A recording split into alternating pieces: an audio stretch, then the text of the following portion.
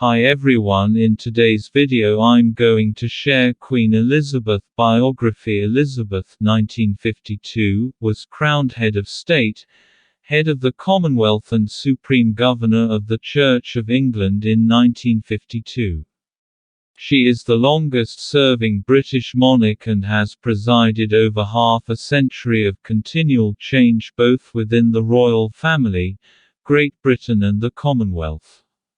Elizabeth was the eldest child of Prince Albert, the Duke of York, later George VI, and his wife Elizabeth, later known as the Queen Mother. Her father Prince Albert was second in line to the throne until his elder brother Edward VIII abdicated in 1936, pushing the shy Prince Albert into an unexpected role of king. King George VI rose to the challenge, though he died early in 1952.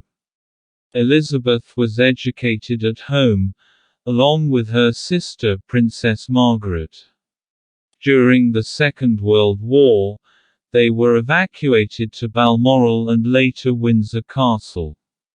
Towards the end of the war in 1945, Elizabeth joined the Women's Royal Auxiliary Territorial Service, where she served as a driver and mechanic.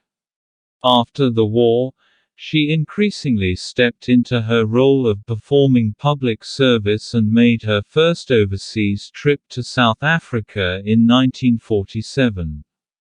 Shortly before her 21st birthday, she said, "I declare before you all that my whole life, whether it be long or short, shall be devoted to your service and the service of our great imperial family to which we all belong." Philip Queen in 1947, she married Prince Philip of Greece and Denmark in a ceremony at Westminster.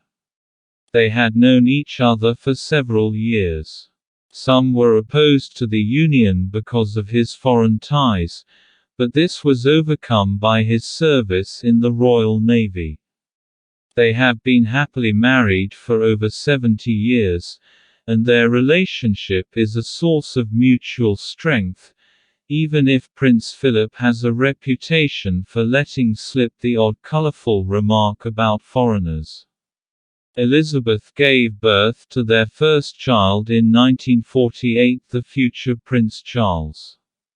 They had 4 children in total: Charles, Anne, Andrew, Edward. Elizabeth in 1952, her father George VI passed away and Queen Elizabeth was crowned queen with widespread enthusiasm. Her coronation set TV records around the globe, and it appeared to usher in a new era for the monarchy and British Commonwealth. News of Edmund Hillary reaching the peak of Mountain Everest was delayed to coincide with her coronation. It appeared a symbolic end to the post-war austerity. The 1950s could be seen as the golden age for the Queen.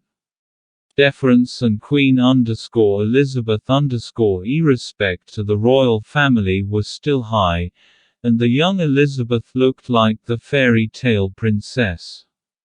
However, over the next few decades, widespread social change saw a decline in traditional attitudes to the monarchy. Also, the new era of TV and intense media scrutiny led to many unfavorable headlines as her children were caught up in marital problems and related scandals. Yet, there were still high points for the royal family, such as her Silver Jubilee in 1977 and the wedding of Prince Charles and Lady Diana in 1981. By the 1990s, the media had a widespread fascination with Princess Diana, but as their marriage broke down, the Queen was increasingly perceived as being out of touch. In 1992, she famously declared the year to be her annus horribilis. The year saw media headlines dominated by the marriage breakup of Charles and Diana, a fire in Windsor, and other criticisms of the royal family. 1992 is not a year on which I shall look back with undiluted pleasure. In the words of one of my more sympathetic correspondents, it has turned out to be an annus horribilis. Christmas Address, 1992. In 1996, Princess Diana died in a car crash, and temporarily there was public dismay as the Queen appeared distant and refused to fly the flag at half-mast. But, after the Queen later expressed admiration for Princess Diana, the hostility evaporated. Nevertheless, the relationship between Princess Diana and the Queen were best described as being cool. Elizabeth the Queen placed great emphasis on her job as uniting the Commonwealth, a difficult job in the post-war period as decolonization led to many differing problems. However, the Queen usually received widespread acclaim, and many comment she was a real unifying presence at the Commonwealth meetings. In a speech at the United Nations, in 2010, she spoke of the importance of countries working together.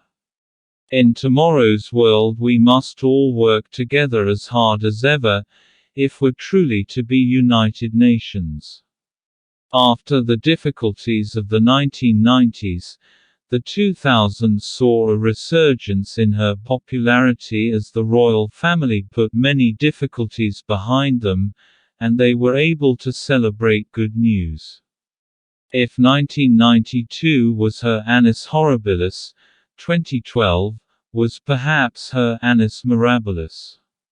Firstly, in April, Prince William married Kate Middleton to widespread public enthusiasm. Then in summer, her Golden Jubilee was widely celebrated and popular despite the wet weather.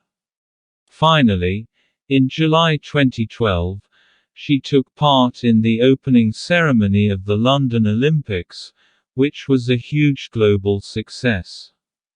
During her time as head of state, Queen Elizabeth has sought to refrain from interfering in political issues and provide a moderating influence on the nation. We are a moderate, pragmatic people, more comfortable with practice than theory. The 30th of April 2002.